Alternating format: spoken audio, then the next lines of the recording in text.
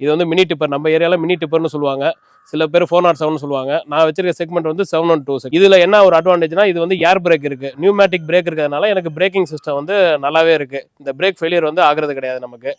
இது oil பிரேக்கோட compare பண்ணுறப்ப நமக்கு வந்து பிரேக் ஃபெயிலியர் இல்லாமல் இருக்கனால எனக்கு நல்லா ஒரு ரோட்டில் போகிறப்ப எக்ஸ்பீரியன்ஸ் வந்து கொஞ்சம் நல்ல எக்ஸ்பீரியன்ஸாக இருக்குது. ஒரு சில இதெல்லாம் வந்து ரெசிஸ்டன்ஸ் வந்து அவாய்ட் பண்ணுற மாதிரி இருக்குது. பாசிங் லோடு வந்து பார்த்தீங்கன்னா அவங்க கொடுக்க வந்து 7.5 டன் வந்து பாசிங் லோடு. ஒரு பிரிக்ஸ் வந்து 3 கிலோ வருது. கிட்டத்தட்ட இதில் வந்து 3000 கல், செங்கல் மட்டும் 3000 கல் இல்லை 2500 கல் நார்மலாக ஏற்றுவோம் சார். மேடு ஏறுற 70 ரன் எல்லாமே வந்து நல்லா இருக்கு. பிரேக் வந்து பெரிய ப்ளஸ் சார். ஏர் பிரேக்குங்கிறது நம்ம லாரி செக்மெண்ட்ல தான் ஏர் பிரேக் இருக்கும். இந்த எல்சி வெஹிக்கிளில் வந்து நமக்கு ஏர் பிரேக் வந்து இது கட் சேஸில் இருக்கிறது நமக்கு ஒரு பெரிய அட்வான்டேஜாக இருக்குது. ஆக மொத்தத்தில் நம்ம சந்து பொந்தலெல்லாம் போயிட்டு வந்துடுது, அதனால கன்வீனியண்ட்டாக இருக்குது. டிப்பிங் ஃபெசிலிட்டி இருக்கிறதுனால நம்ம ஒரு கிராவல் லோட் பண்ணி இறக்குறது, 2 யூனிட் ஜல்லி கேட்குற இடத்துல இறக்குறது, இந்த டிப்ரிஸ் டெமாலிஷன்லாம் சின்ன சந்துக்குள்ளே டெமாலிஷன் பண்ணி